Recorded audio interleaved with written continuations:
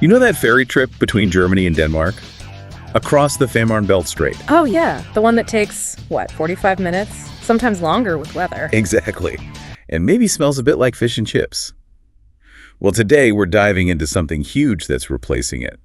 The Fehmarnbelt Tunnel. It's quite the project. An 18-kilometer tunnel under the sea. Not just a road, but a railway, too. And the time difference is just wow.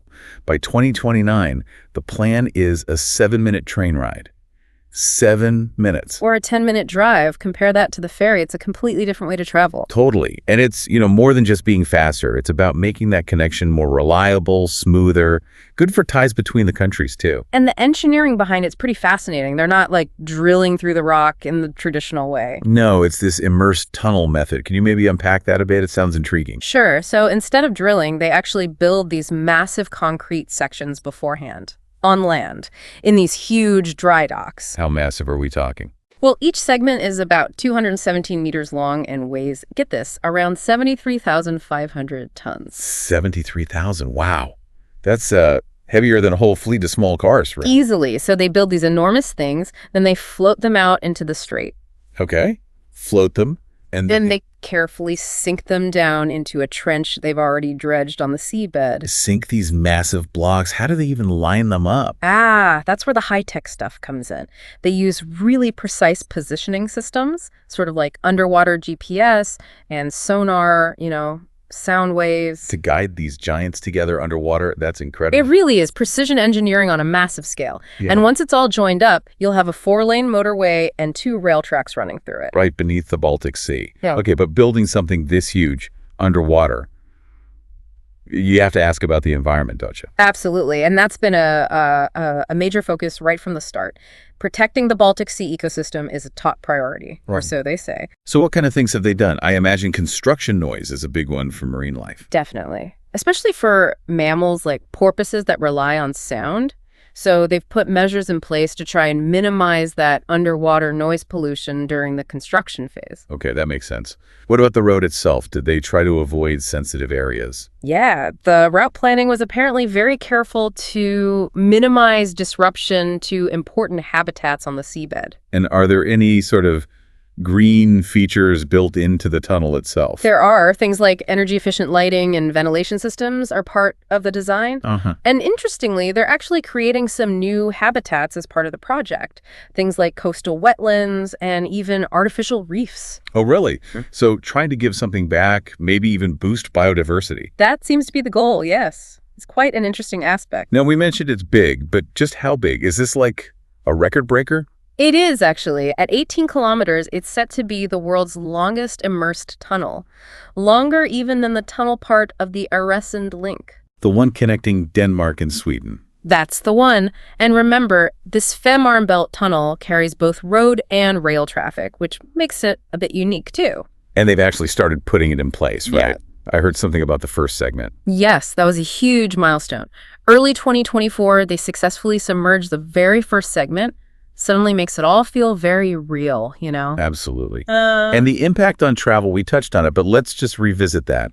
Copenhagen to Hamburg. Yeah, the train journey time is expected to drop from about 4.5 hours currently. Which is quite a trek. Down to just 2.5 hours. Wow. Okay, that makes taking the train much more appealing than, say, a short flight. Exactly, a real alternative. And for drivers, just 10 minutes under the sea instead of waiting for and riding the ferry. No more checking schedules. That convenience is a big deal. And what about goods? Freight. Huge implications there, too. It creates this really direct, very reliable route for moving freight between Scandinavia and mainland Europe. Much quicker, much more dependable than relying on ferries, especially in bad weather. And I guess moving more freight onto trains is better environmentally. Oh, significantly. Rail freight is much more energy efficient and produces far less CO2 compared to trucking the same goods. Some figures suggest maybe like 9 times less CO2. 9 times. Okay. Yeah. So that fits with broader environmental goals too. It definitely does. It's a key argument for the project. It feels like more than just concrete and steel then. It sounds like a symbol. I think so. It really represents nations working together on something pretty groundbreaking, doesn't it? Physically linking Germany and Denmark like this. It really speaks to that idea of cross-border connection in Europe. It does. Now, it hasn't all been smooth sailing, of course. With any project this enormous, there are always discussions and concerns. Like what? Environmental pushback. Cost. Both, yeah. Some groups have raised concerns about the long-term ecological impact, despite the mitigation efforts. And, well, the cost is substantial, billions of euros. So there's debate about that, too. It reminds me a bit of other huge projects, like the Channel Tunnel. Exactly. The Eurotunnel between the UK and France. Similar massive engineering challenge, similarly initial doubts, cost overruns, delays. It often comes with the territory for these mega projects. And there's the Øresund link nearby, too, connecting Denmark and Sweden. That was a bridge and a tunnel, right? Right, a combination. And that's generally seen as a success in boosting connection in that region. You could even look further afield, like the Tokyo Bay Aqualine in Japan. These projects often reshape regional economies. It makes you think about the bigger picture of European integration. Didn't people like Churchill and Adenauer talk about this kind of thing, building connections? They did. Churchill talked about a United States of Europe after the war, and Adenauer, one of the EU's founding fathers, emphasized creating de facto solidarity through concrete achievements. You could argue this tunnel is a very concrete achievement. Literally concrete. So economically, Germany and Denmark already trade a lot, right? They do.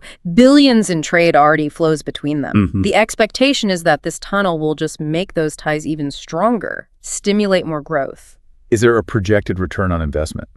Well, these things are always estimates, but some analyses suggest maybe a 5% return over 50 years for the region. And the String region, that's that network of cities across the area, they expect a pretty big boost in trade, maybe close to €1 billion more. So the idea is to capture a lot of the traffic that currently uses the ferries, people and goods. Precisely. Both passenger traffic and a significant chunk of the freight, shifting it onto road and especially rail running through the tunnel. And again, that rail shift has the environmental upside we mentioned. Exactly. Fewer trucks on the road, potentially. So when you weigh it all up, what are the main arguments for these kinds of giant projects? Well, the proponents really focus on driving economic growth, making connections much better and faster, fostering that international cooperation we talked about. They see huge long-term benefits for trade, for tourism, for just developing the whole region. And the counter-arguments, the critics. They tend to highlight the, well, enormous costs, first off, then the potential environmental downsides, even with mitigation. And sometimes they question if investing so much in one mega project is better than, say, spending that money upgrading lots of existing infrastructure. It's a valid debate. Yeah, you can see both sides. For anyone wanting to dig even deeper into this kind of topic. There's a resource called Europe's Infrastructure Transition, Economy, War, Nature, which looks at the broader historical context. Okay. And maybe something on just the sheer drama of building big things. Maybe something like the Great Bridge. It's about the Brooklyn Bridge, not underwater, but it captures that epic story of a monumental engineering feat against the odds. Good suggestions. It really leaves you thinking, doesn't it? It does, and maybe this is the final thought for you listening. When you see something like the Fehmarnbelt Tunnel becoming reality, this incredibly ambitious project, what other connections, maybe ones that seem impossible now, might we actually see built in the future? And what could the knock-on effects of those kinds of projects be for how we live, how we trade, how connected our world becomes? That's a great question to ponder. Because this tunnel, it really is more than just a shortcut under the sea. It stands for faster travel, yes, but also efficient trade, ingenuity, and nations working together. A major link being forged in Europe. Thanks for taking this deep dive with us today.